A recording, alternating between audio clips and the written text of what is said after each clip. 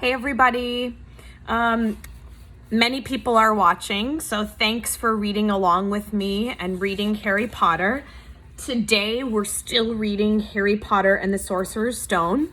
This is Mrs. Lee. I am in my basement. You guys haven't been down here with me, but here's the basement. And I'm standing up today because I've been sitting down a lot and I need a little bit of movement. So today I'm going to read to you chapter 4, The Keeper of the Keys.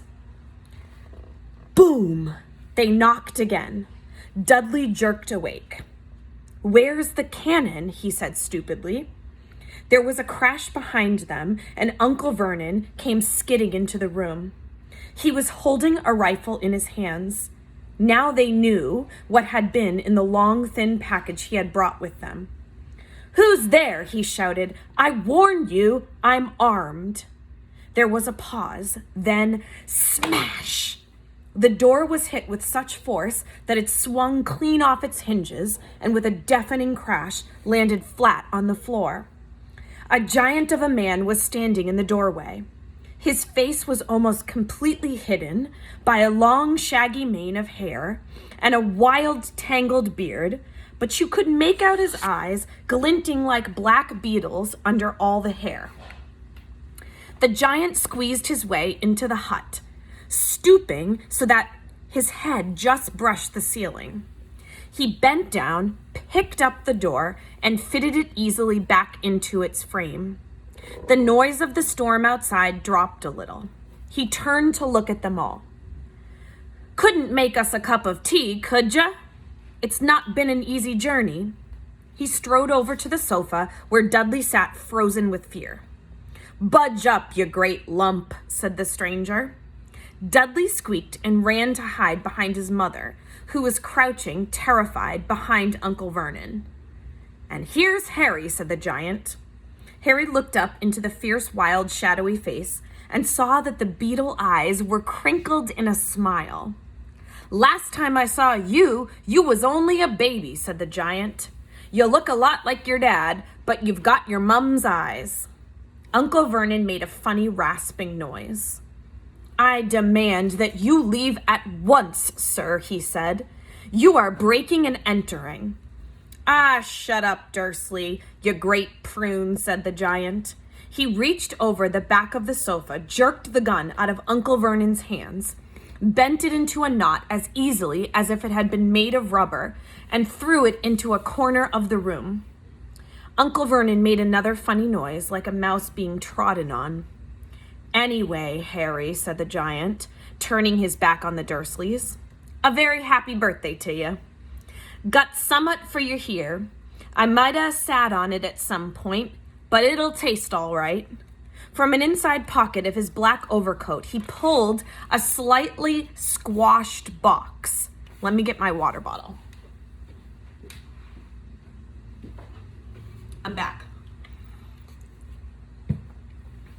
Harry opened it with trembling fingers. Inside was a large sticky chocolate cake with "Happy Birthday, Harry" written on it in green icing. Harry looked up at the giant. He meant to say thank you, but the words got lost on the way to his mouth, and what he said instead was, "Who are you?" The giant chuckled. "True, I haven't introduced myself. Rubeus," oh, I forget how we say this. "Rubeus Hagrid, keeper of keys and grounds at Hogwarts." He held out an enormous hand and shook Harry's whole arm. "What about that tea then, eh?" he said, rubbing his hands together. "I'd not say no ter summat stronger if you got it, mind." His eyes fell on the empty gate with the shriveled chip bags in it, and he snorted.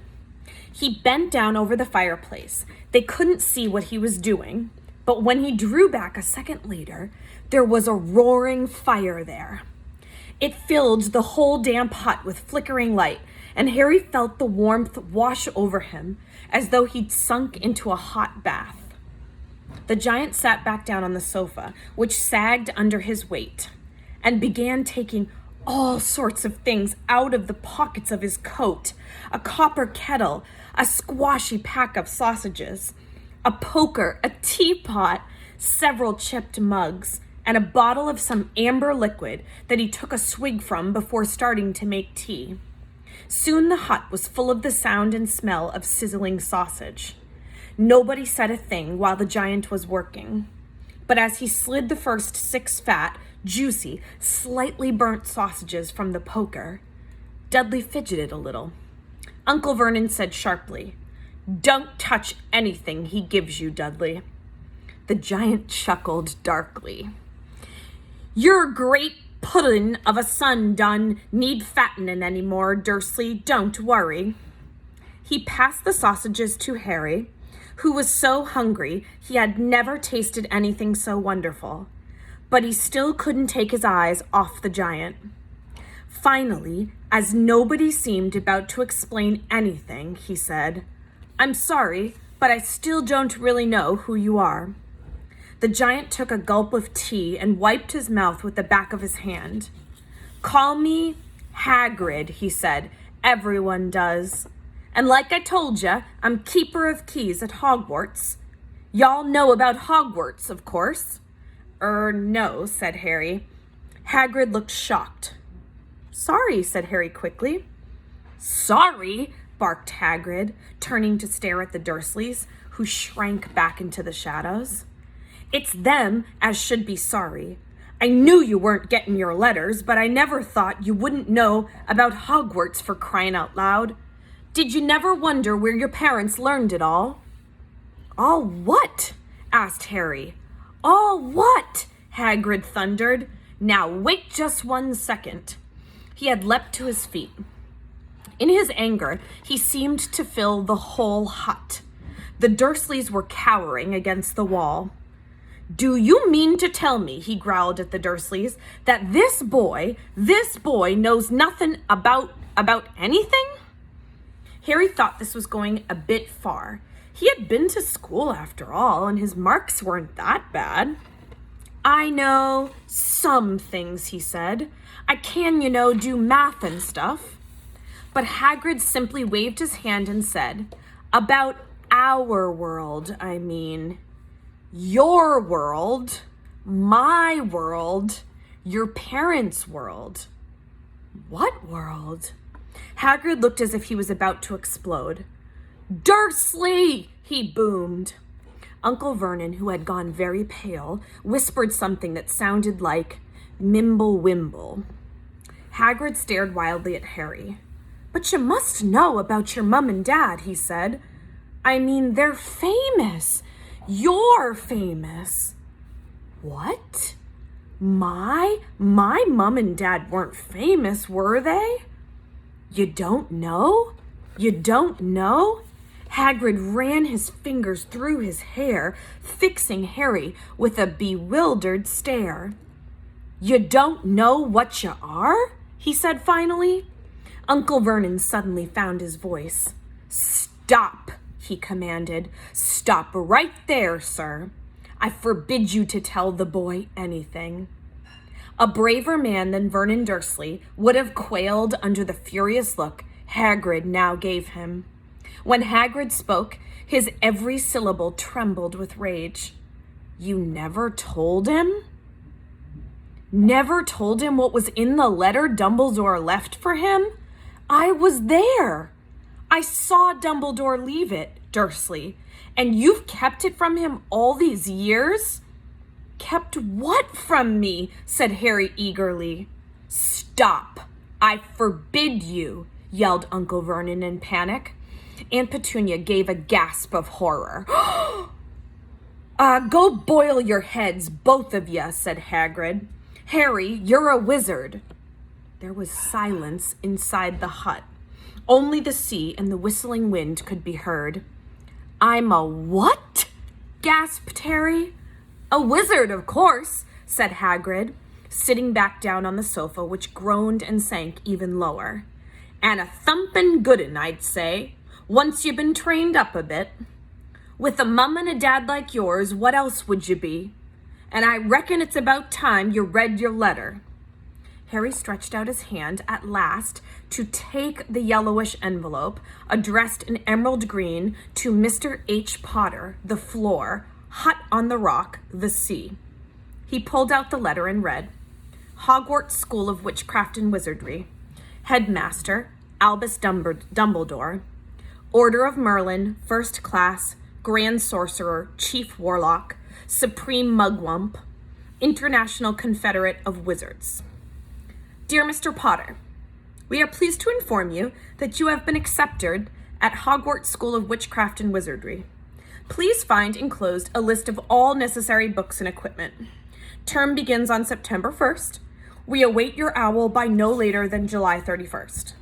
Yours sincerely, Minerva McGonagall, Deputy Headmistress. Questions exploded inside Harry's head like fireworks, and he couldn't decide which to ask first. After a few minutes, he stammered, What does it mean, they await my owl? Gallopin' Gorgons, that reminds me, said Hagrid, clapping a hand to his forehead with enough force to knock over a cart horse. And from yet another pocket, inside his overcoat, he pulled an owl. A real, live, rather ruffled-looking owl. A long quill and a roll of parchment. With his tongue between his teeth, he scribbled a note that Harry could read upside down.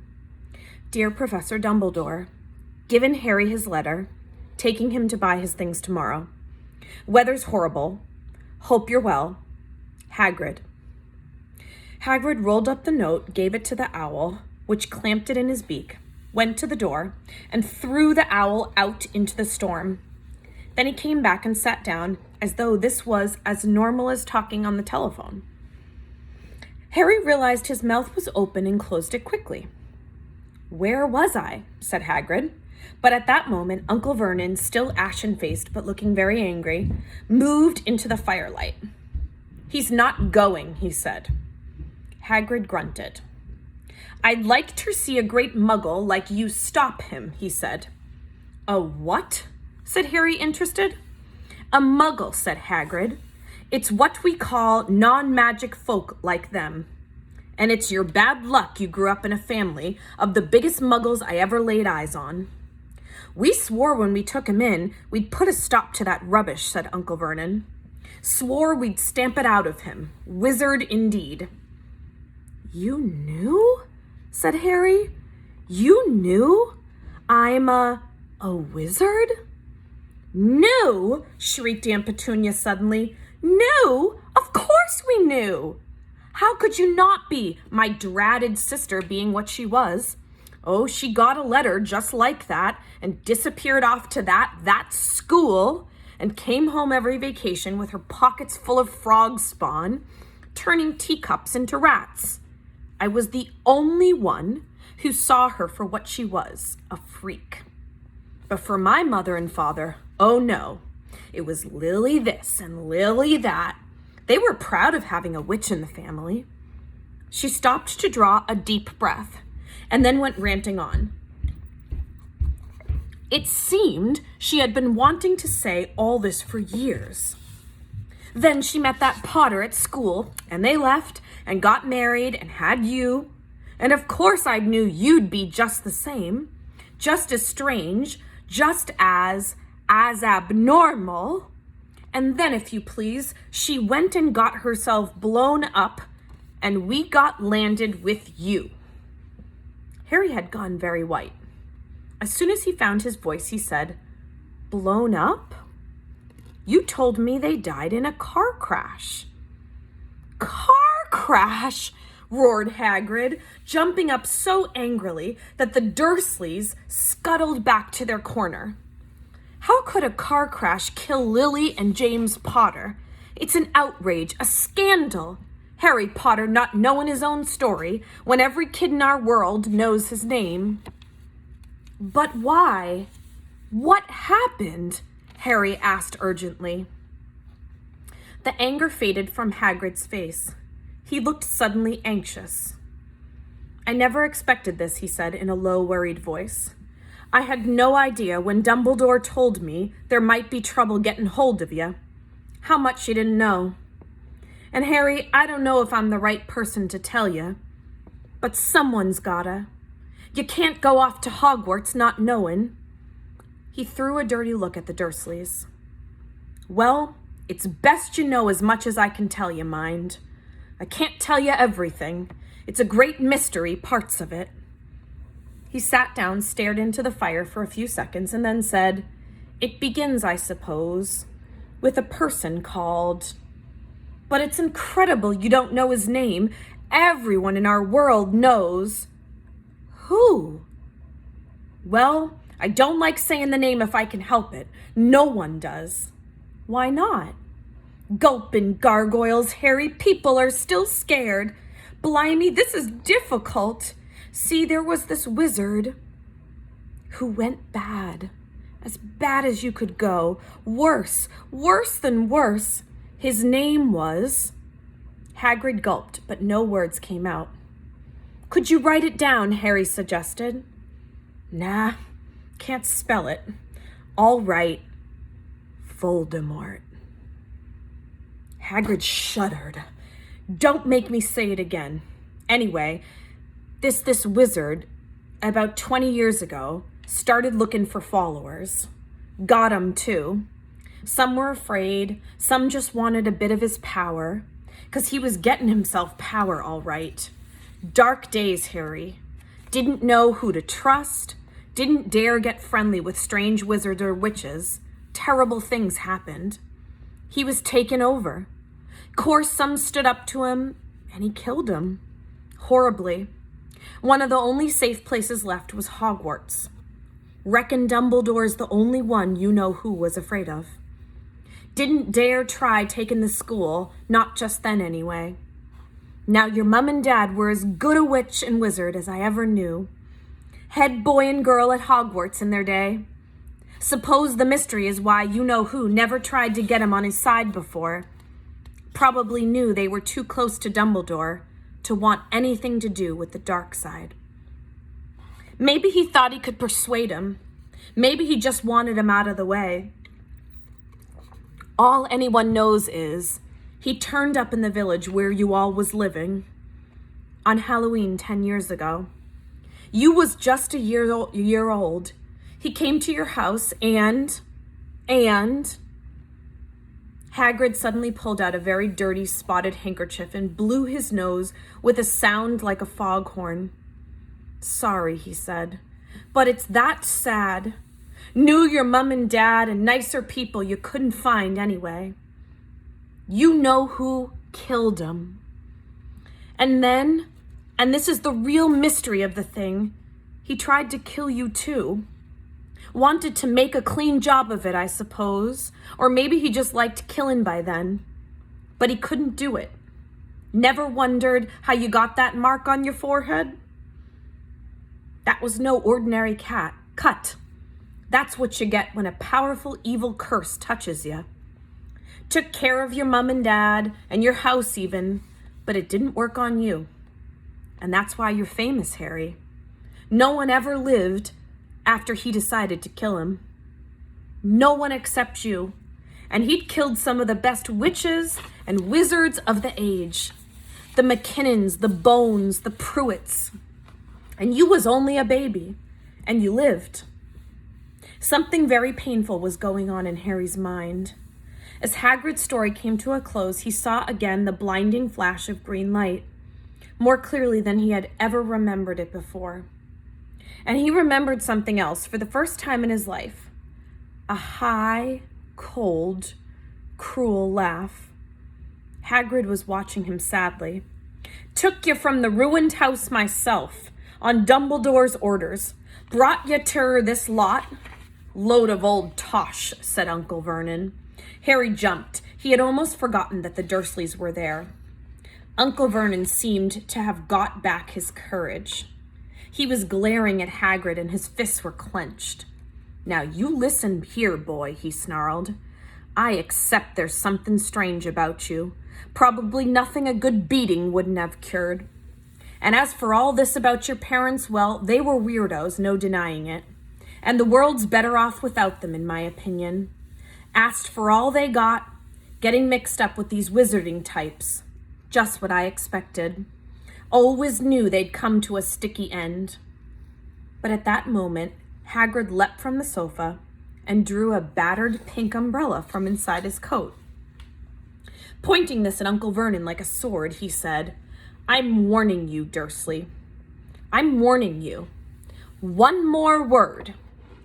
In danger of being speared on the end of an umbrella by a bearded giant, Uncle Vernon's courage failed again. He flattened himself against the wall and fell silent.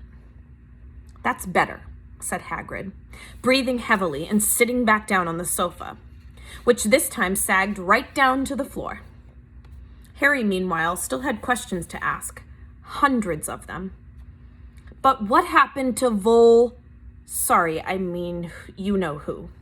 "Good question, Harry. Disappeared, vanished. Same night he tried to kill you.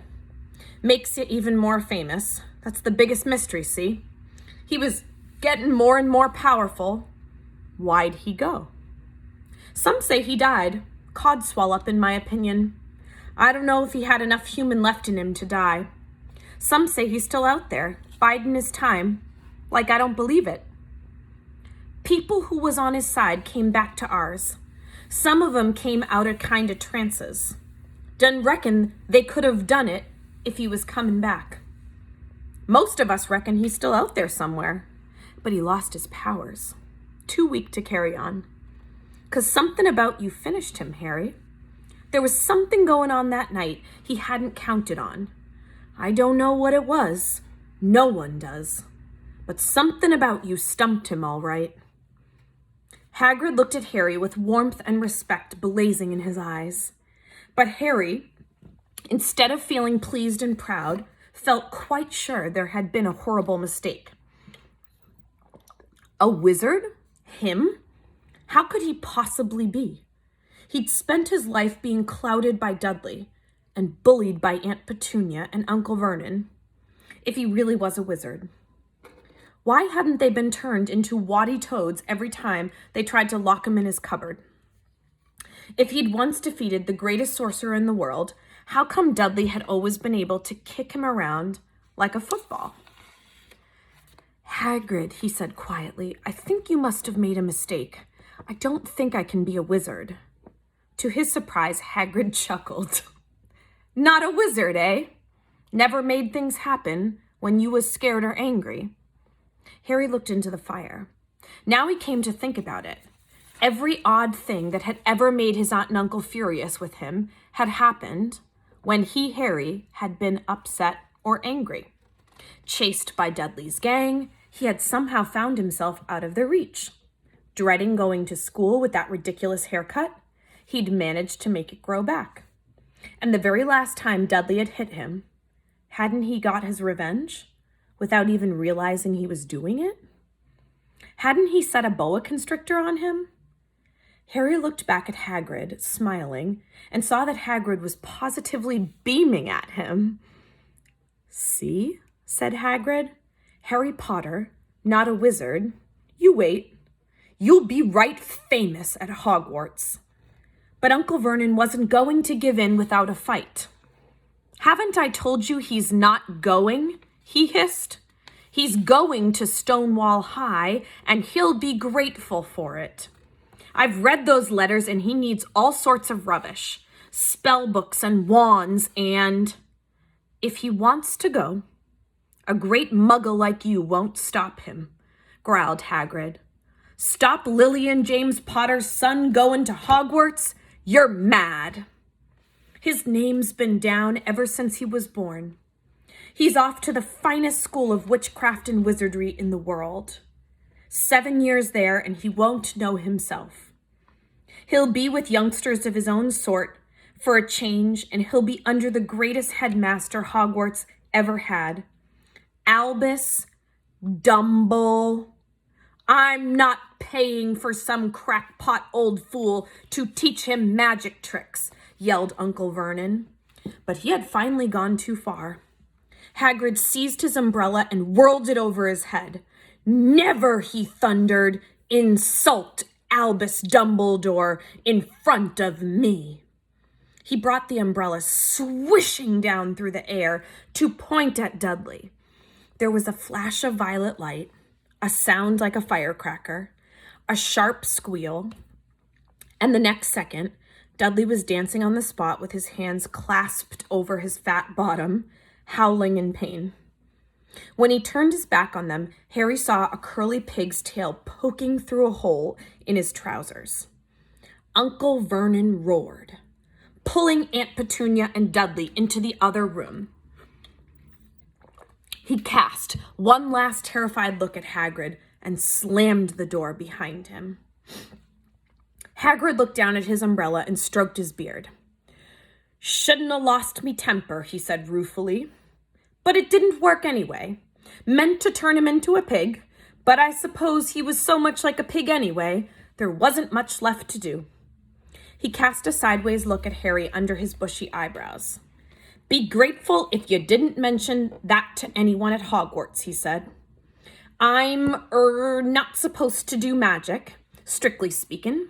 I was allowed to do a bit to follow ya and get your letters, to get your stuff. One of the reasons I was so keen to take on the job." "Why aren't you supposed to do magic?" asked Harry. "Oh, well, I was at Hogwarts myself, but I got expelled, to tell you the truth. In me 3rd year, they snapped me wand in half and everything. But Dumbledore let me stay on as a gamekeeper. Great man, Dumbledore." "Why were you expelled?" "It's getting late and we've got lots to do tomorrow," said Hagrid loudly. "Gotta get up to town, get you all your books and that." He took off his thick black coat and threw it to Harry. You can keep under that," he said. "Don't mind if it wiggles a little bit. I think I still got a couple of dormice in one of the pockets." And with that, we have completed chapter 4. Tomorrow, we will read chapter 5, Dragon Alley. I hope you guys are enjoying it. Have a great night.